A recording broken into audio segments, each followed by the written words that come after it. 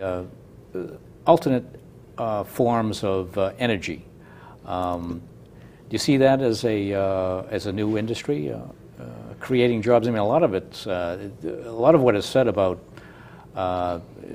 weaning ourselves off of oil and getting into other things, solar and wind and all that, is it will create a green environment, but it'll also create a lot of jobs and a lot of industries. What do you think? Would it do that or not?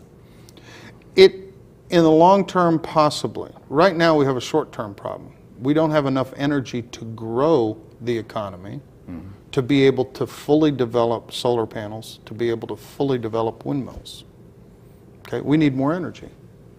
I'm a nuclear engineer, environmentalist. That's kind of one of the reasons why I asked you that question. Environmentalists around the country are starting to go, maybe we should go because it's neutral carbon. Okay, we have natural gas, abundance of natural gas. We have abundance of clean coal.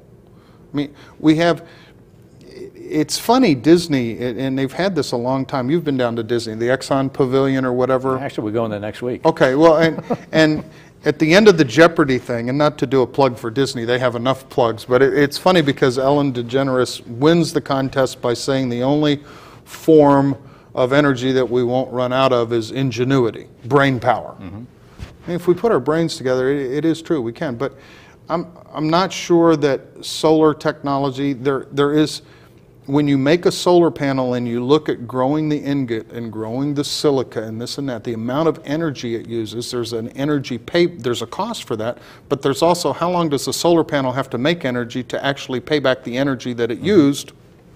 Yeah, so now they're talking about having it all on a Mylar sheet.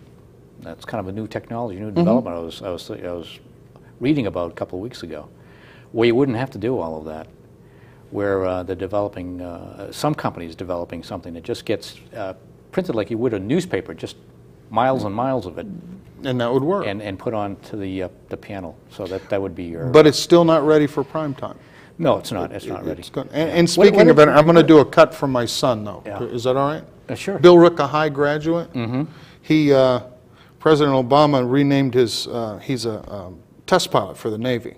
Your son is? Yeah, my son is. And he was Naval Academy class of '99. So just so that Bill Rick, a High knows, they did a good job educating my daughters. Can we get his name so maybe his classmates would know who he is? Same as me, Tom. Oh, okay. Yeah, that's why we have a Tom the Third, poor kid.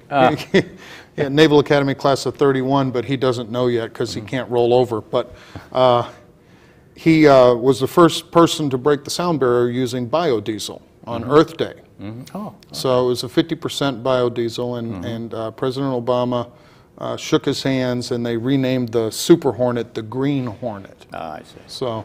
So for all those that are going to Bill Rick, a High, yes, it is a good education. Yes, and you can do wonders. You got a good one, that's for sure. Yes.